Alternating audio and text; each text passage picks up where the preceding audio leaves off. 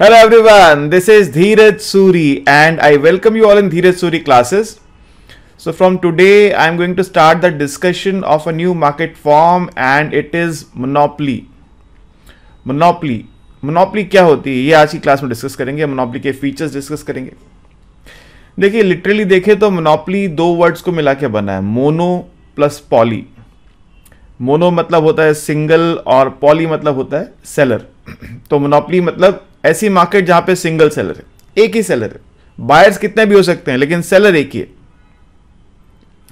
आगे जाके आप पढ़ते हैं माइक्रो में ही मोनोप्सनी में आपके पास सिंगल बायर होता है. खैर वो आज की टॉपिक नहीं है डिस्कशन का, तो मैं उस पर नहीं जाऊंगा. अभी मेरा फोकस अभी रहेगा इसके ऊपर, मोनोपोली के ऊपर. तो वैसे तो आपको नोट्स मिलते हैं हमारे यहाँ से, पीडीएफ में सब थ्योरी लिखी होती है, फिर भी आप लिखना चाहें साथ में लिख सकते हैं. Monopoly is a market form in which there is a single seller, and there are large number of buyers. Buyers तो कितने भी हो सकते हैं लेकिन सेलर सिर्फ एक है, एक ही सेलर है. ठीक है. तो अब कोई मार्केट फॉर्म मोनोपोली होगी, इसके लिए कुछ फीचर्स का होना जरूरी है. तो वो फीचर्स क्या हैं? अगर वो फीचर्स कोई मार्केट फॉर्म सेटिस्फाई करती है तो वो मोनोपोली होगी. एक नाम आपने और सुना होगा, मोनोपोलिस्टिक कंपटीशन. मैं ये मान के चल रहा हूँ ये क्लास पढ़ने से पहले आप पिछले सेमेस्टर में या उससे पिछले सेमेस्टर में परफेक्ट कंपटीशन पढ़ चुके हैं. ठीक है. तो अभी आप मोनोपोली पढ़ रहे हैं मतलब आप लोग जो कॉम्पिटिटिव मार्केट है पढ़ चुके हैं. तो मोनोपोलिस्टिक कंपटीशन जो है वो एक बीच का रास्ता है, मोनोपोली और परफेक्ट कंपटीशन के बीच का. तो वो क्या है वो आगे पढ़ेंगे. देखिए आपने जब परफेक्ट कंपटीशन पढ़ा था मैंने आपको बताया था कि परफेक्ट कंपटीशन एक ऐसी मार्केट है जो एक्सट्रीम है, एक एक्सट्रीम मार्केट फॉर्म है जहाँ पे लार्ज नंबर ऑफ बायर्स हैं और लार्ज नंबर ऑफ सेलर्स हैं. और वो मार्केट एक तरह से हाइपोथेटिकल ही है, रियल लाइफ में उसके एग्जांपल्स ना के बराबर ही मिलेंगे आपको. ऐसे ही मोनोपोली भी है, सिंगल सेलर. ऐसी कोई मार्केट जहां पे कोई और दूसरा हो ही ना, एक ही बेचने वाला हो, एक ही सेलर हो, इसका एग्जाम्पल ढूंढना भी एग्जैक्ट मोनोपोली बनाकर ढूंढना मुश्किल है. ठीक है. तो एक्सट्रीम फॉर्म मार्केट है. एक एक्सट्रीम परफेक्ट कंपटीशन था, दूसरा एक्सट्रीम मोनोपोली है. इसके बीच में इम्परफेक्ट कंपटीशन या मोनोपोलिस्टिक कंपटीशन और उसके और कुछ फॉर्म्स हैं, ओलिगोपोली, डुओपोली, वो सब आगे आएंगे, पढ़ेंगे हम. तो फीचर्स क्या है मोनोपोली के, पहले ये डिस्कस करते हैं. सबसे पहली बात जो मैंने बोली है अभी वो है single seller and large number of buyers. Seller तो सिंगल है मगर बायर्स कितने भी हो सकते हैं, लार्ज नंबर ऑफ बायर्स. लिखिए monopoly is a form of market. Monopoly is a form of market when there is a single seller of the product.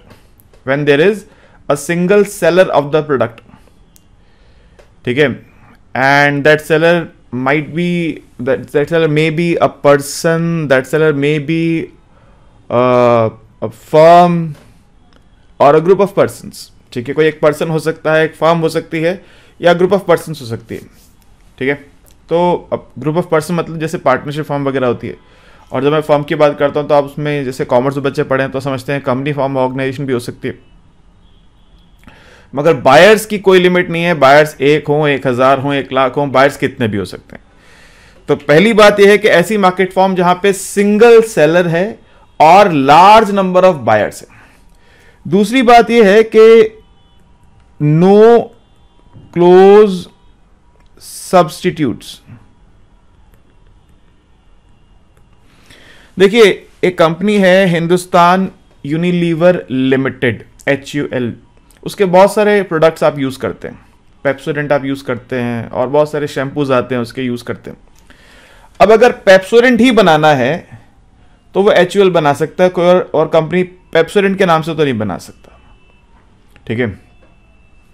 हाँ लेकिन पेप्सोडेंट का सब्स्टिट्यूट है, कोलगेट है, क्लोजअप है, पतंजलि का भी आता है. ठीक है. और बहुत सारी कंपनीज हैं, FMCG फर्म्स हैं, उन सब के आते हैं.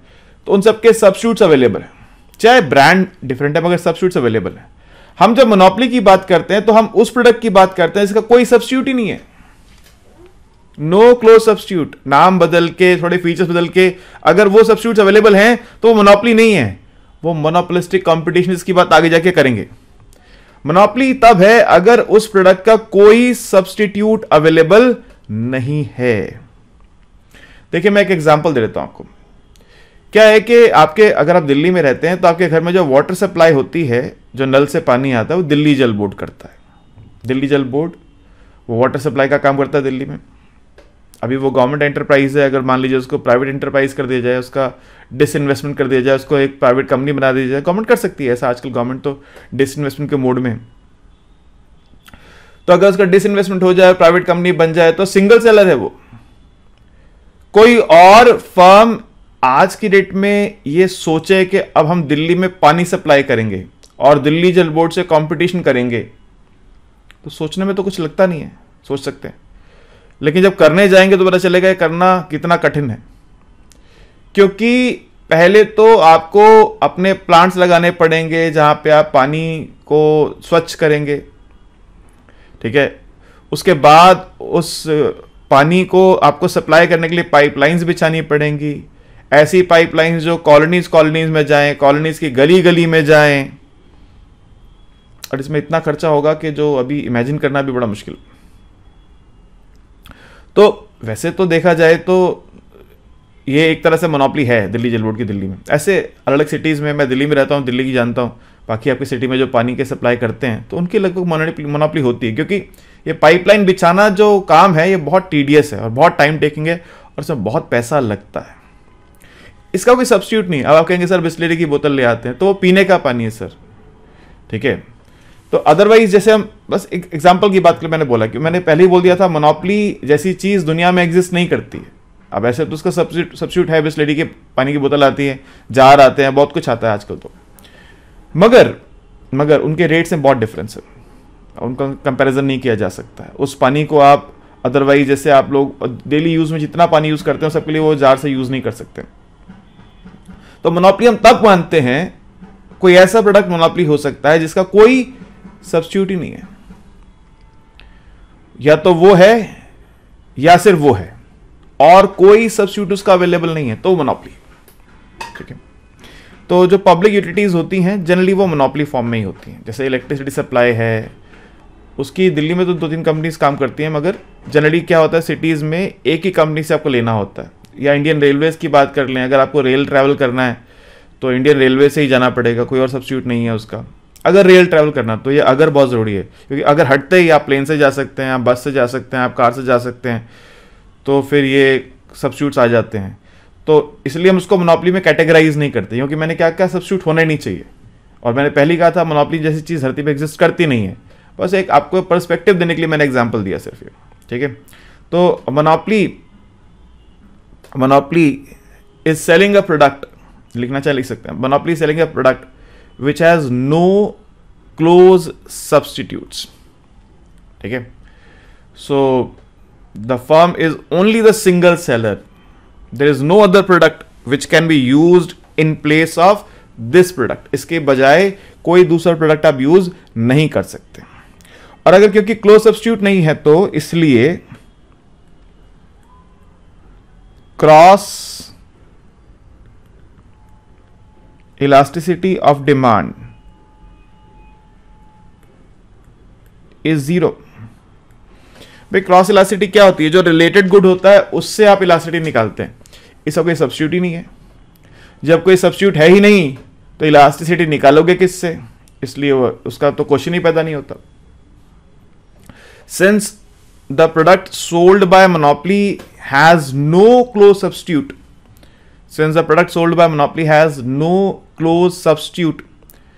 so we cannot find the cross elasticity of demand. Hence, we can say that cross elasticity demand for the product sold by monopoly is 0. है ही नहीं, कुछ है ही नहीं, कुछ सब्स्टिट्यूट ही नहीं उसका। ओके, चौथी बात है no distinction between firm and industry. No distinction between firm and industry. आज थोड़ी ठंड ज्यादा है, हाथ चल नहीं रहा है ठीक से। फर्म और इंडस्ट्री में कोई डिफरेंस ही नहीं है, कोई फर्क नहीं है। देखिए मैंने पहले कहा था अभी आपको कि आपको परफेक्ट कंपटीशन आप पढ़कर आए, मैं ऐसा मान के चल रहा हूं। परफेक्ट कंपटीशन में क्या पढ़ा था आपने? Large number of firms.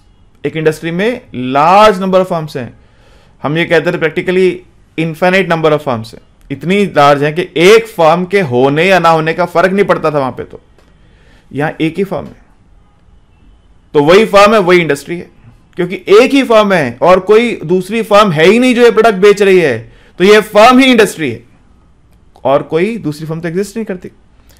तो लिखिए, since monopoly is a single seller of the product, since monopoly is a single seller of the product, so and no other firm exists which is selling the same product, so this monopoly firm is also the industry, hence there is no difference between the firm and industry। firm और industry में कोई फर्क exist नहीं करता है। अगला point है हमारे पास एब्सेंस ऑफ सप्लाई कर्व।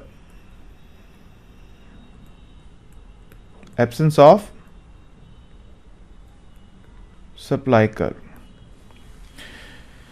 देखिए आपने पढ़ा था परफेक्ट कंपटीशन में rising marginal cost which lie above average variable cost. वो मार्जिनल कॉस्ट जो एवीसी के ऊपर लाई करती है वो फर्म की सप्लाई कर्व होती है। मोनोपोली में कोई सप्लाई कर्व नहीं होती। क्यों? इसलिए आगे जाके पढ़ेंगे आप, एक टॉपिक पढ़ेंगे मोनोपोली में, बोलते हैं प्राइस डिस्क्रिमिनेशन। मोनोपोली फर्म जो होती है प्राइस मेकर होती है, वो खुद प्राइस तय करती है, वो अलग अलग बायर से अलग अलग प्राइस चार्ज कर सकती है। जनरली ऐसा होता है प्राइस इलास्टिसिटीज पर। और भी कारण है, आप first degree price discrimination, second degree price discrimination, third degree price discrimination आगे पढ़ेंगे। मुद्दे की बात है, आगे पढ़ेंगे। अभी मुद्दे की बात यह है कि प्राइस का कोई यूनिक फॉर्मूला फर्म यूज नहीं करती है। प्राइस और क्वांटिटी में कोई यूनिक रिलेशनशिप एग्जिस्ट नहीं करता है। क्वांटिटी सप्लाइड में कोई यूनिक रिलेशनशिप एग्जिस्ट नहीं करता। फर्म अलग अलग बायर से अलग अलग प्राइस चार्ज कर सकती है। आप ऐसा किस्सा सुनते होंगे कि किसी रिमोट एरिया में एक डॉक्टर है, वो डॉक्टर की प्रैक्टिस क्या है, गरीब आदमी जाते हैं तो उनसे वो ना के बराबर पैसे लेता है, अमीर आदमी जाते हैं तो उनसे खूब फीस चार्ज करता है। तो सब वो करता है और सबको पता है कि जो अमीर आदमी जाएगा उससे वो ज़्यादा पैसे चार्ज करेगा और गरीब आदमी जाएगा उससे कम पैसे चार्ज करेगा, क्योंकि वो अकेला डॉक्टर है वहाँ पे और कोई डॉक्टर अवेलेबल नहीं है। तो उसकी इस प्रैक्टिस को लोग गलत भी नहीं मानते। तो वो कर क्या रहा है, बेसिकली वो प्राइस डिस्क्रिमिनेशन कर रहा है। ठीक है, तो मोनोपोली फर्म के केस में ऐसा ही होता है कि फर्म क्योंकि प्राइस मेकर है, वो खुद प्राइस तय करती है। परफेक्ट कंपटीशन तो फर्म क्या थी, प्राइस टेकर थी। जो प्राइस मार्केट में चल रहा है उसी पे सामान बेचना पड़ेगा, आप उस प्राइस से कम ज्यादा पे नहीं बेच सकते। लेकिन यहां पे फर्म अपना प्राइस खुद तय करती है, इसलिए वो अलग अलग बायर से अलग प्राइस चार्ज करती है। लिखिए, in case of monopoly there is no unique relationship between price and quantity supplied, and this is because a monopoly firm is a price maker. Monopoly firm is a price maker. It can charge different prices from different buyers, and this practice is commonly known as price discrimination। Price discrimination, इसको आगे पढ़ेंगे, हम detail में पढ़ेंगे। And this price discrimination causes absence of a unique relationship between price and quantity supplied. Hence, supply curve doesn't exist in case of monopoly. Supply curve doesn't exist in case of monopoly. Supply curve exist ही नहीं करती। Supply की बात हो गई, तब demand की बात कर लेते हैं। Nature of demand curve,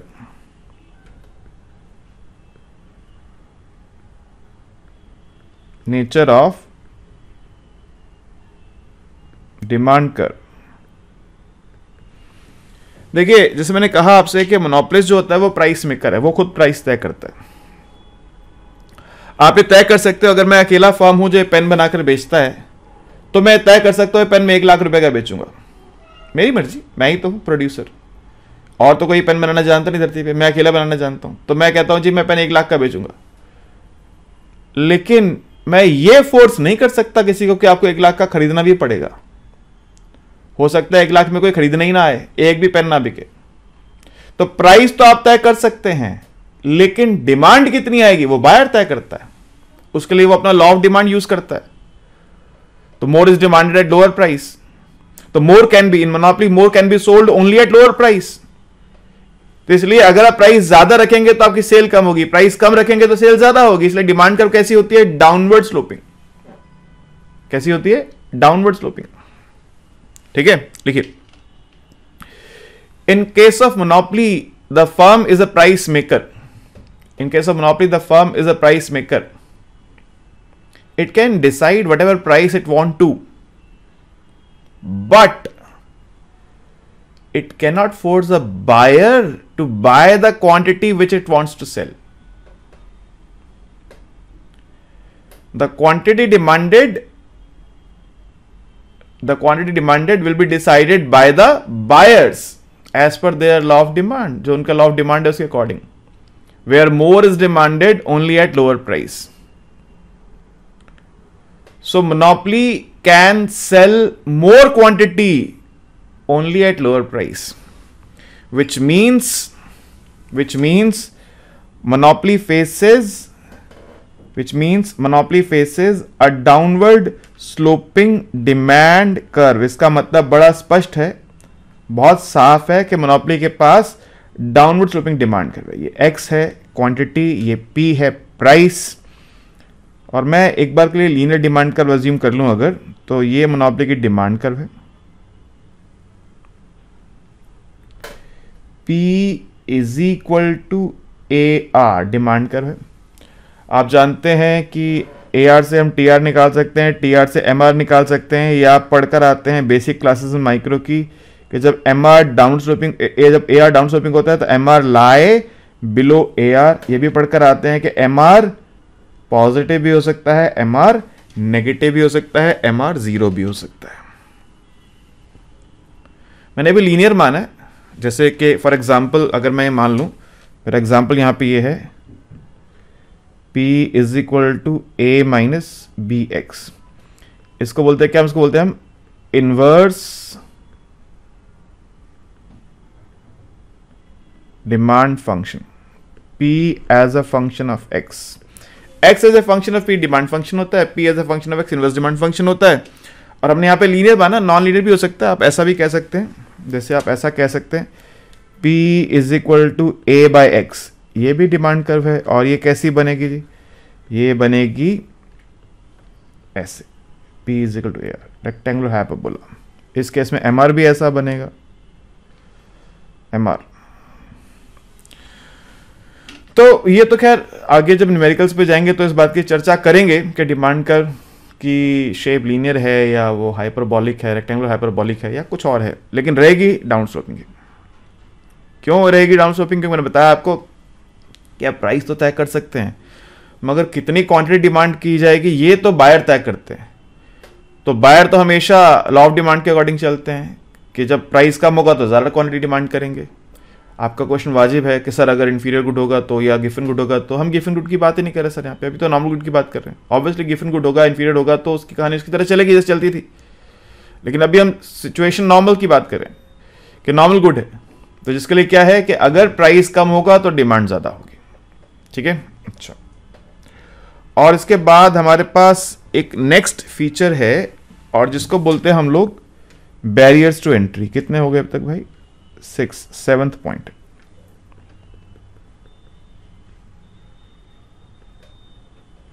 barriers to entry. आप देखते हैं सड़क पे कभी कभी पुलिस बैरिकेड लगा के खड़ी हो जाती है।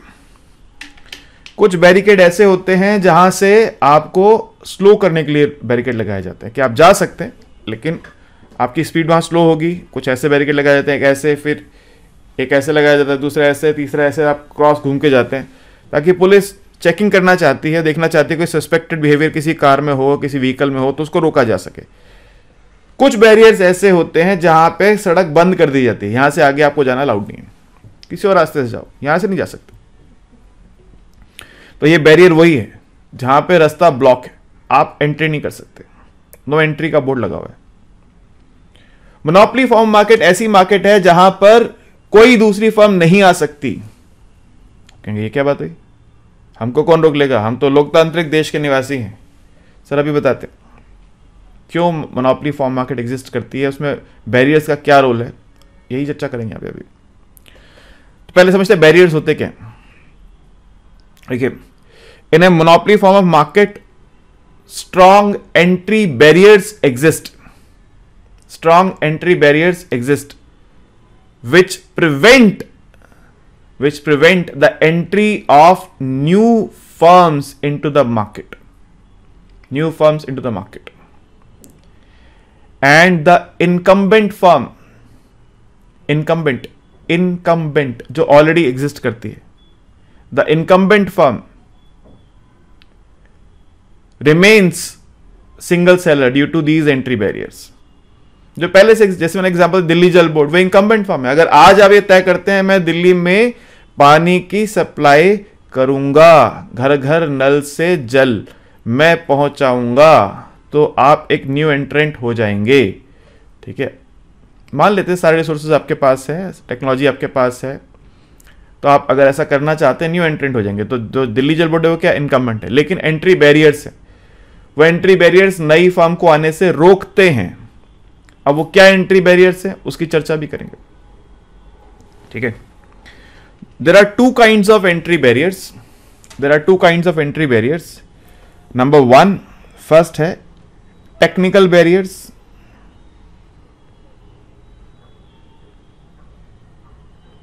Technical barriers to entry, and number 2 legal barriers.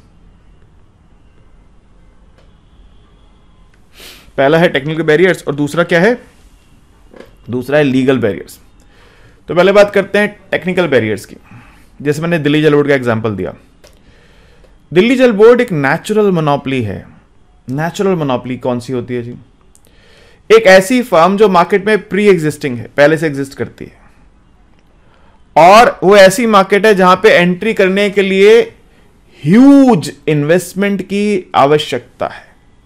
जैसे अगर आप दिल्ली जल बोर्ड को कॉम्पीट करना चाहते हैं तो आपको अपना वाटर ट्रीटमेंट प्लांट लगाना पड़ेगा, आपको पाइपलाइन पूरी दिल्ली में बिछानी पड़ेगी। कितना पैसा खर्च होगा अंदाजा लगा लीजिए। ठीक है, अब अगर मान लीजिए दिल्ली जल बोर्ड एक प्राइवेट फर्म है, तो वो आपको ऐसा क्यों करने देगा, आपको कैसे रोक लेगा, हमारे पैसा हम करेंगे। ठीक है, पैसा आपके पास है, आप कीजिए। समझते हैं जरा कहानी को, कहानी किस तरह से, वो कैसे रोकेगा आपको। देखिए, जब किसी भी बिजनेस में ह्यूज एंट्री कॉस्ट होती है तो उसकी जो एवरेज कॉस्ट होती है वो कैसी बनती है, वो बनती है डाउनवर्ड स्लोपिंग। क्योंकि लो क्वांटिटी पे जब उसने पाइपलाइन बिछाए तो सारे पैसे खर्च हो गए, कुछ ही फर्म्स को, कुछ ही वो कंज्यूमर्स को पानी बेच रहा था तो उसकी कॉस्ट ज्यादा थी। लेकिन जैसे जैसे कंज्यूमर्स बढ़ते गए तो कॉस्ट पर हेड्स में डिवाइड ज्यादा होती गई, तो उसकी पर हेड कॉस्ट है वो कम होती गई। एवरेज कॉस्ट कैसी बन गई यहाँ पे, डाउन स्लोपिंग। आज दिल्ली जल बोर्ड मान लो इस लेवल पे खड़ा है, ये उसके पास कंज्यूमर का बेस है एक्स स्टार। पेन को भी ठंड लग गई। आज अगर आप एंट्री करते हैं तो आपके पास यार कस्टमर ये तो होगा नहीं कि सबके सब दिल्ली जल बोर्ड छोड़ के सीधा आपके फर्म के पास एप्लीकेशन फॉर्म लगा दें, लो जी दिल्ली जल बोर्ड छोड़ दिया कल से हमने, आज से हमने, आज इसे आप पानी का कनेक्शन दे दो। ऐसा तो नहीं होने वाला। इनिशियली आपके पास जो बायर्स होंगे वो तो बहुत ही कम होंगे। तो आपकी कॉस्ट कहां आएगी, दिल्ली जल बोर्ड की कॉस्ट C1 पे, आपकी कॉस्ट आएगी C2 पर। मान लीजिए वो प्राइवेट फर्म है, उसको क्या करना है, प्राइस गिराना है। प्राइस इस तरह रखना है कि आपकी कॉस्ट से नीचे रहे प्राइस। प्राइस मेकर है ना मोनोपोली, तो आपको लॉस होगा। आपको क्या होगा, लॉस होगा। और ये लॉस लंबे समय तो कोई फर्म नहीं सह सकती, क्योंकि यहां तक आने में आपको बहुत समय लगेगा, कई वर्ष बीत जाएंगे। उतने में ये घाटा सहते सहते फर्म्स बंद हो जाती है। तो पहला जो कारण है, पहला टेक्निकल बैरियर है नेचुरल मोनोपोली, जहां पर एक ऐसी फर्म एग्जिस्ट करती है जो जिस बिजनेस में एक ह्यूज इनिशियल इन्वेस्टमेंट इन्वॉल्व है, उसकी वजह से जो इनकम्बेंट फर्म है उसकी पर हेड जो एवरेज कॉस्ट है वो काफी कम रहती है। नई फर्म की एवरेज कॉस्ट ज्यादा होने की वजह से प्राइस कंपटीशन में नई फर्म नहीं टिक पाती और उसको मार्केट छोड़ के जाना पड़ता। देखिए, technical barriers, there are few examples of technical barriers and the first one is, पहला एग्जांपल है natural monopoly. Natural monopoly, a natural monopoly is a situation where an incumbent firm has advantage, due to the presence of huge initial sunk cost। अब ये sunk cost है, अगर आप दिल्ली में अपने pipeline बिछा दिए ना, तो जितना पैसा पाइपलाइन बिछाने में लगेगा ना, उससे कहीं ज्यादा पैसा, अगर आप कल को बिजनेस बंद करना चाहते हो तो उससे कहीं ज्यादा पैसा पाइपलाइन वापस निकालने में लग जाएगा। तो ये सम कॉस्ट पे कहोगे भैया पड़े रहे पाइपलाइन बीच में, निकालने नहीं जाएंगे हम लोग क्योंकि उसमें और ज्यादा पैसा लगेगा। तो ये सम कॉस्ट है जिसको आपको खर्च करके भूल जाना। Huge initial sum cost is involve. Due to this initial sum cost the average cost is downward sloping. मैंने डायग्राम बनाया आपके लिए यहां पर। The incumbent firm with large number of market supply has low average cost, while a new entrant will face very high average cost. So the incumbent firm will keep the price below the average cost of new entrant, and this will cause loss to the new entrant. It will take a long time to cover these losses, with a very high chance of new entrant to wind up the business. ठीक है। दूसरा जो technical barrier है वो है special knowledge of a low cost method of production. आप कुछ ऐसा रास्ता पता है कि आपकी कॉस्ट ऑफ प्रोडक्शन कम होती है, वो रास्ता आपको पता है, कोई वो पब्लिक इंफॉर्मेशन नहीं है कि सभी को पता हो, आपको पता है, आपने कुछ रिसर्च करी या कुछ आपको पुश्तैनी ज्ञान है जो आपके फोर फादर से आपको प्राप्त हुआ है, उस वजह से आपकी जो कॉस्ट ऑफ प्रोडक्शन है वो कम है, या फिर आपके प्रोडक्ट की जो क्वालिटी है उसको मैच नहीं कर पाता कोई।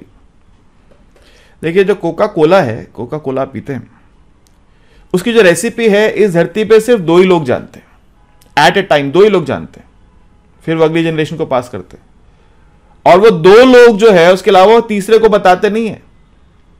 वो 2 लोग कभी एक साथ नहीं रहते, अलग जगहों पे रहते हैं, कभी एक साथ ट्रैवल नहीं करते कि अगर कुछ मिसहैपनिंग हो गई, दोनों ही खत्म हो गए, तो वो रेसिपी आगे पास कैसे होगी।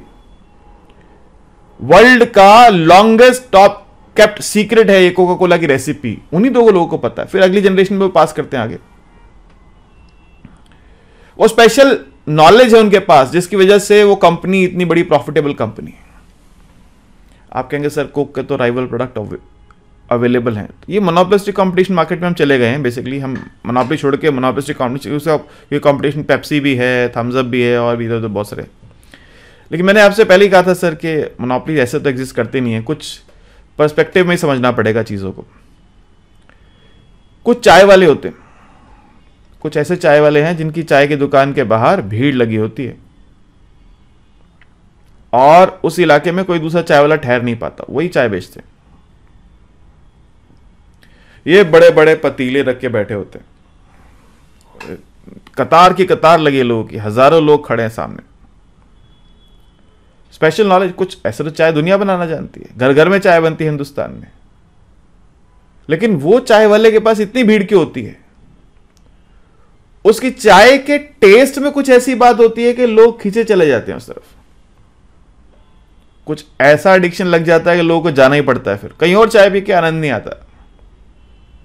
नहीं, ये चाय उतनी अच्छी नहीं है, वहीं जाना पड़ेगा। स्पेशल नॉलेज, जो कोई कंपटीशन करने आएगा परास्त हो जाएगा, जाना पड़ेगा छोड़ के मार्केट को। या फिर एक और टेक्निकल रीजन हो सकता है ownership of a unique resource. कोई ऐसा रिसोर्स है जिसके आपकी ओनरशिप आपके पास है। डिबेट्स के पास ओनरशिप है डायमंड्स की, साउथ अफ्रीका में जितनी माइंस है उसकी ओनरशिप डिबेट लगभग मोर देन 90% ओनरशिप डिबेट्स के पास है। डिबेट्स नाम सुना होगा आपने, हीरा सदा के लिए, बहुत पहले ऐड आती थी डिबेट्स, हीरा सदा के लिए। तो वो एक तरह से अपनी मोनोपोली मार्केट बनाते हैं। तो क्या है जी, आप या तो नेचुरल मोनोपोली हैं, यानी आप ऐसी मार्केट में काम करते हैं जहां पे एक ह्यूज संक कॉस्ट इन्वॉल्व है इनिशियली, या फिर आपके पास कोई स्पेशल नॉलेज है जिसकी वजह से आप मोनोपोली बना सकते हैं, या फिर आपके पास यूनिक कोई ऐसा ओनरशिप है जो दूसरे के पास नहीं है, कोई ऐसा रिसोर्स है जो सिर्फ आप ही के पास है, उसकी ओनरशिप आपके पास है, तो आप मोनोपोली बना सकते हैं। जैसे ये जो अरेबियन कंट्रीज हैं, 1970s में ओपेक नाम से एक ऑर्गेनाइजेशन बनाई थी, अभी भी ओपेक। इनका बनाने का पर्पस यही था कि हम एक मोनोपोली बना लेते हैं, क्योंकि ऑयल तो हमारे यहाँ पे है और दुनिया में ऑयल तो कहीं इतना नहीं है जितना उनके वहाँ पे। ऐसे तो इंडिया में भी ऑयल होता है, लेकिन जितनी क्वांटिटी वहाँ पे ऐसी तो नहीं है ना। तो उन्होंने कहा हम ऐसा करते हैं, एक ऑर्गेनाइजेशन बनाते हैं ओपेक के नाम से, और हम तय करेंगे ऑयल का प्राइस क्या होगा। ऑब्वियसली हम जब तय करेंगे तो अपने फायदे के लिए तय करेंगे। कुछ समय तक फायदा कमाया भी उन्होंने। ये केस स्टडी है, एक अलग टॉपिक है केस स्टडी का, कि क्यों वो इतने कामयाब लॉन्ग रन में नहीं हो पाए। शॉर्ट रन में तो हो गए थे, शॉर्ट रन मतलब 10 साल के अंदर तो उन्होंने तबाही मचा ली दुनिया के अंदर, लेकिन धीरे धीरे फिर उनकी ग्रिप जो है वो उतनी मजबूत नहीं रह पाई। वो केस स्टडी है, खैर वो एक अलग टॉपिक है। तो ये बात होगी टेक्निकल बैरियर्स की। अब आते हैं लीगल बैरियर्स के ऊपर। लीगल बैरियर्स, अब लीगल बैरियर्स क्या होते हैं? जहां गवर्नमेंट मोनोपोली बनाकर देती है। देखिए वैसे कहें तो इन जनरल जो गवर्नमेंट होती है वो मोनोपोली के खिलाफ होती है। एंटी ट्रस्ट लॉज बनाती है गवर्नमेंट, एंटी ट्रस्ट। जहां पर कोई फर्म अगर मोनोपोली बनने की कोशिश करती है तो गवर्नमेंट उसके खिलाफ एक्शन लेती है।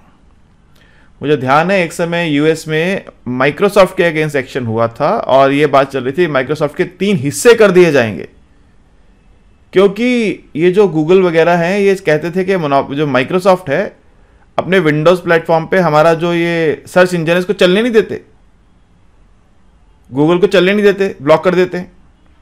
तो अगर कंप्यूटर में विंडोज माइक्रोसॉफ्ट के मतलब हम काम नहीं कर सकते, तो हमको क्या पहले अपनी विंडोज बनानी पड़ेगी? या कोई भी सॉफ्टवेयर हो, कोई वर्ड का बनाना चाहेगा तो क्या पहले उसको वर्ड के लिए पहले विंडोज पूरी बनानी पड़ जाएगी? कोई पावर पॉइंट बनाना चाहता है कि उसको पहले पूरी विंडोज बनानी पड़ जाएगी? ऐसे बहुत सारे केसेस हुए थे। फिर माइक्रोसॉफ्ट थोड़ा मेलो डाउन हुआ और उसने एक्सेप्ट किया कि हम इनको अलाउ करेंगे, वरना उसके 3 हिस्से हो जाते। तो गवर्नमेंट बेसिकली क्या करती है? मोनोपोली के अगेंस्ट रहती है, लेकिन फिर भी गवर्नमेंट मोनोपोली बनाकर देती है। क्यों? एक बड़ा क्वेश्चन मार्क है, समझते हैं इसको भी। लिखिए, सस्पेंस छोड़ रहा हूं, अभी समझाता हूं। लिखिए, legal barriers to entry occurs, legal barriers to entry occurs when the government restricts entry, when the government restricts entry into the market by issuing patents, trademarks, license, copyrights, etc. Patent क्या होता है? देखो जी, a patent is an exclusive right, a patent is an exclusive right issued to the inventor, issued to the inventor of a service or a good, and he can use this patent, it can use ज्यादा better रहेगा क्योंकि form भी हो सकती है। It can use this patent to create a monopoly. इसका licence क्या होता है? A license issued by the government, license issued by a government, license is issued by a government to allow entry into certain professions, occupations, etc. Doctor तो कोई भी नहीं बन सकता ना सर। भाई आप कहो कल को मैं डॉक्टर हूं, चलो इलाज करना शुरू करता हूं, बन सकते हैं क्या आप? बन सकते हैं। पहले आप एग्जाम दीजिए एमबीबीएस का, उसके बाद एग्जाम पास कीजिए तो गवर्नमेंट आपको फिर डॉक्टर की उपाधि देगी, फिर आप इलाज कर सकते हैं। उसके पहले तो कोई नहीं बन सकता ना डॉक्टर, क्लिनिक खोल के बैठ जाएगा मैं डॉक्टर बन गया, नहीं बन सकते। अगर आपको चार्टर्ड अकाउंटेंट बनना है नहीं बन सकते, आपको पहले डिग्री की लेनी पड़ेगी। आपको लॉयर बनना है ऐसे थोड़ी बन सकते हैं, डिग्री आपको लेनी पड़ेगी। तो लाइसेंस देती है गवर्नमेंट इसके लिए। ऐसे बहुत सारे एग्जाम्पल्स हैं जहाँ पे गवर्नमेंट लाइसेंस देती है। अब कहेंगे सर डॉक्टर से बहुत सारे मोनोपोली कहाँ से होगी? बस एक एग्जाम्पल है सिर्फ, कि मैंने पहले कहा था मोनोपोली ऐसे तो रियल लाइफ में एग्जिस्ट करती नहीं। फिर कॉपीराइट क्या होता है? देखो आपने कोई गाना बनाया, आजकल तो इंस्टाग्राम का ज़माना है, रील्स का ज़माना है, लोग गाने यूज़ करते हैं और एक्टिंग करते हैं उसके ऊपर, बढ़िया बढ़िया। लेकिन जिसने गाना बनाया, आपने उसे गाने के ऊपर एक्टिंग करी, आपको बहुत सारे व्यूज़ मिले, लाइक्स मिले, आपने पैसे भी कमाए, आप सेलिब्रिटी बन गए। जिसने वो गाना बनाया था उसको क्या मिला? जिसकी वजह से आप इतने बड़े स्टार बन गए, इतने लोग आपको पहचानने लगे, तो उस गाने वाले को कुछ मिलना चाहिए जिसने बनाया था। तो कॉपीराइट है। तो copyright is an exclusive right. Copyright is an exclusive right that is issued to the author और क्रिएटर ऑफ सम कंटेंट। जिसने कुछ कंटेंट बनाया है उसके ऑथर या क्रिएटर को जो कॉपीराइट मिलता है। अब सवाल ये है कि ये गवर्नमेंट ये मोनोपोली बनाती क्यों है फिर, जो मैंने क्वेश्चन को जहां पे छोड़ दिया था। वैसे इन बातों के बाद आपको आंसर मिल चुका है ज़्यादातर, लेकिन फिर भी एक एग्जांपल से समझाता हूं। देखिए अब जैसे कोविड आया था, कोविड आके चला गया।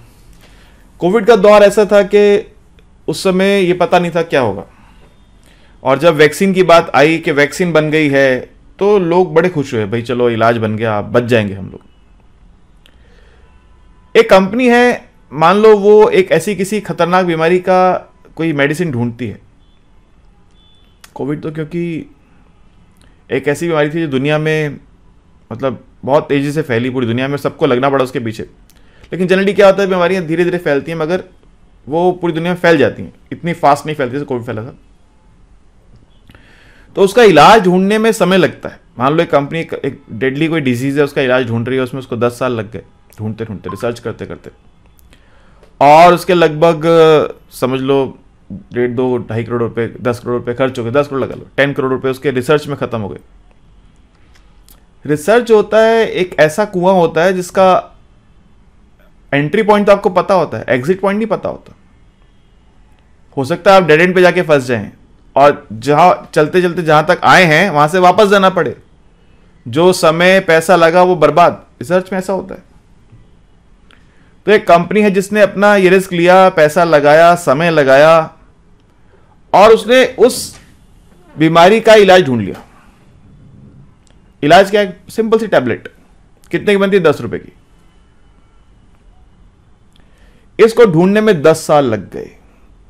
उसके कितने जो हैं मेडिकल प्रोफेशनल्स, कितने टेक्नीशियंस लगे रहे इसको अंदर, काम करते रहे 10 साल तक। उनकी सैलरीज, वेजेस सब मिला के खर्चा उसका 10 करोड़ रुपया हो गया, यानी $100 मिलियन, $100 मिलियन रुपीज का लो चलो। 10 रुपए की बनती टैबलेट। अब वो आदमी, वो फर्म ये टैबलेट क्या 10 रुपए की बेच देगा? 11 रुपए की बेच देगा।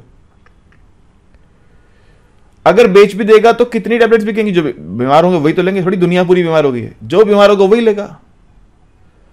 अगर 1 करोड़ लोग भी बीमार हों तो भी उसको 1 करोड़ रुपया ही मिल रहा है। अगर 11 की बेच रहा है तो वो 10 करोड़ तो लगा दिए उसने,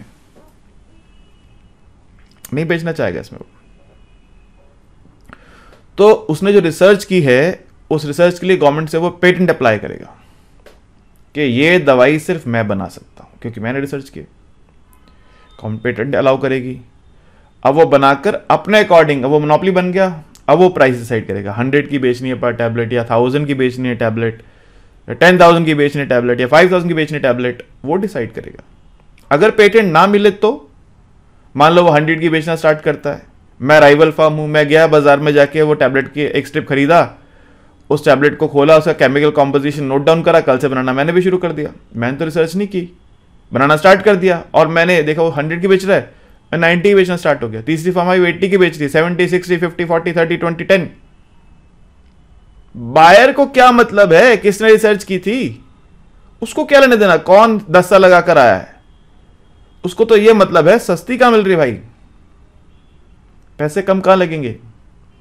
इस बात से कोई मतलब नहीं है बायर को कि किसने रिसर्च की थी, किसने इसको ढूंढा, किसकी वजह से दवाई दुनिया में आई। हर कोई रैशनल है, देखो इसमें कोई डाउट नहीं, हर कोई रैशनल है। हम इकोनॉमिक्स पढ़ते हैं कि हर इंडिविजुअल रैशनल है। तो ऐसे में वो जो फर्म जिसने 10 साल लगा के इतना पैसा खर्च करके रिसर्च की थी, क्या दूसरी फर्म कभी कोई ऐसी मूर्खता करेगी अगर पेटेंट ना हो तो? कोई नहीं करेगा। और अगर नहीं करेंगे तो फिर बीमारियां तो आती रहेंगी, उनका इलाज कौन करेगा, कौन ढूंढेगा? तो इसके लिए गवर्नमेंट क्या करती है, जब भी आप कोई नई चीज बनाते हैं तो गवर्नमेंट पेटेंट अलाउ करती है। एक आपको पर्सपेक्टिव देता हूं, बात चल रही है तो आप पढ़ते हैं आगे, आप पढ़ेंगे आगे डेवलपमेंट इकोनॉमिक्स, आप पढ़ेंगे उसके अंदर कि ह्यूमन हिस्ट्री में हम लोग तो हजारों साल से यहां पर हैं धरती पर, लेकिन पिछले 200 साल में इंडस्ट्रियल रिवॉल्यूशन इंग्लैंड में हुई, उसके बाद जो हमारी ग्रोथ की स्पीड है वो पहले कभी नहीं थी।